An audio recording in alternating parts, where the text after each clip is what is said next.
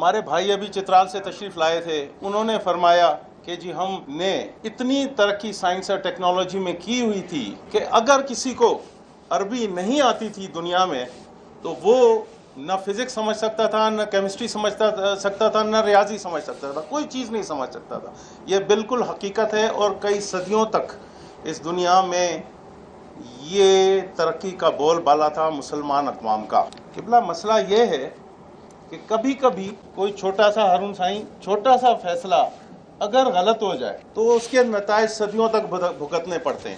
300 سال پرانی بات ہے، چھاپا خانہ ایجاد ہوا یورپ میں، دھڑا دھڑ کتابیں چھپنے لگیں، تو ہمارے علماء حضرات نے، مسلمان حضرات نے کہا کہ یہ شیطانی مشین ہے اور اس کو بین کیا جائے، اور ہماری مسلمان حکومتوں نے اس وقت اپنے علاقوں میں چھاپا خانہ بین کر دیا کہ جی کتابیں ہاتھ سے لکھتے رہو۔ ہاتھ سے لکھی جاتی تھیں 5 کتابیں مہینے میں، اور وہ مہینے میں 5000 کتابیں دنیا میں پھیلا دیتے تھے۔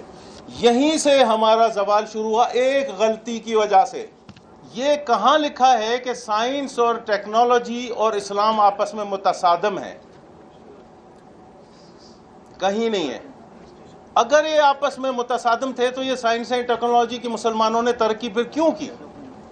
اس کا مطلب یہ بنتا ہے کہ سائنس اور ٹیکنالوجی کی ضرورت ہے اسلام میں، جس کو ہم نے پیچھے چھوڑ دیا ہے۔ اور اس وقت جیسے کہ جناب عبداللہ گل صاحب نے کہا کہ ہم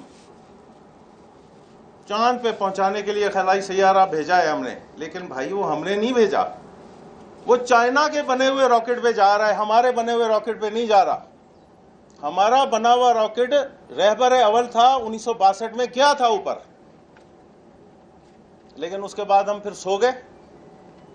تو سوئیں گے تو یہی ہوگا نا، پھر دوسرے ہم سے آگے نکل جائیں گے۔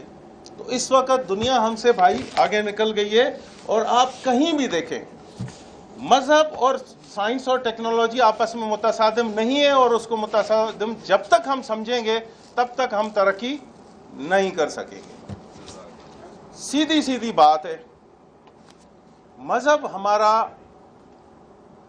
وہ حصہ ہے جس کو ہم چھوڑ نہیں سکتے، اور جو ہماری پہچان ہے اس کو ہم نے رکھنا ہے، لیکن صرف مذہب کے زور پہ ہم اپنے ملک کو تو آگے لے کے نہیں جا سک رہے ہیں نا۔